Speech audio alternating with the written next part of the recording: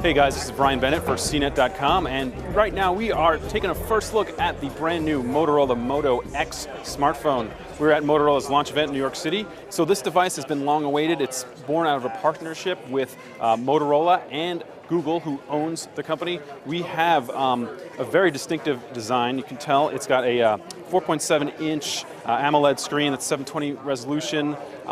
What's really nice though is that it's very thin. The shape of the back is actually a very kind of a rounded scallop shape that has little tapered edges here on the side, on each side here, that'll hopefully fit in your hand a little bit easier. The back of the phone uses a soft touch surface here, and the whole device actually is nano-coated for some water resistance. Now on back you can see there's a 10 megapixel camera.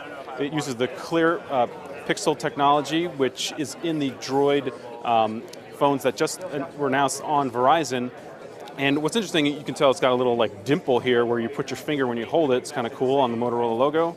We've got a SIM card slot where you can put in your SIM card. It's going to be available on 5 carriers in the US. Among those will be Verizon, AT&T, T-Mobile, and Sprint. The phone itself is going to cost $199.99.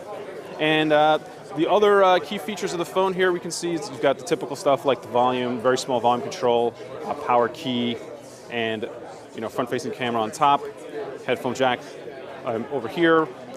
This phone is running Android 4.22 Jelly Bean, it's not 4.3. Some of the features that make the Moto X very interesting is that it uses the X8 processor.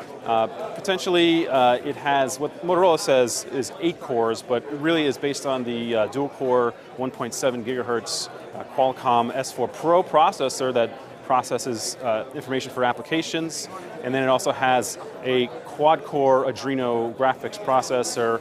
And then underneath that it's got 2 processors, one for contextual computing and one that controls voice recognition, that kind of stuff. So as part of this whole Motorola touchless interface where you will just address the phone and say, okay, Google Now, please do this, please do this search. It'll tie into Google Now's service, which analyzes your voice and basically does lots of searches and things really quickly without you having to touch the screen. Other features include the ability to customize the phone. Basically, you will be able to customize the phone in thousands of different ways, and it's all going to be handled out of a factory in Fort Worth, Texas. And basically, that'll enable you, the customer, to order your phone and receive it within 4 days. That's pretty cool. Another interesting feature on the Moto X is this ability called quick capture that enables you to take photos within 2 seconds. So basically, if you have the phone and it's sitting down, you can just pick the phone up like this and then twist it 2 times, and that immediately fires up the camera, and you can quickly fire off a shot, boom, like that, just by touching the screen. To reach the other kind of basic settings in scene modes, you just kind of swipe the screen on the left side, and you've got a rotating little control here where you can access, panorama mode, location settings. Additionally, on the Moto X is a feature called the active display. Say you have the phone in your pocket or it's sitting like this on the table. It uses the ambient sensor to immediately fire up a notification area on the lock screen.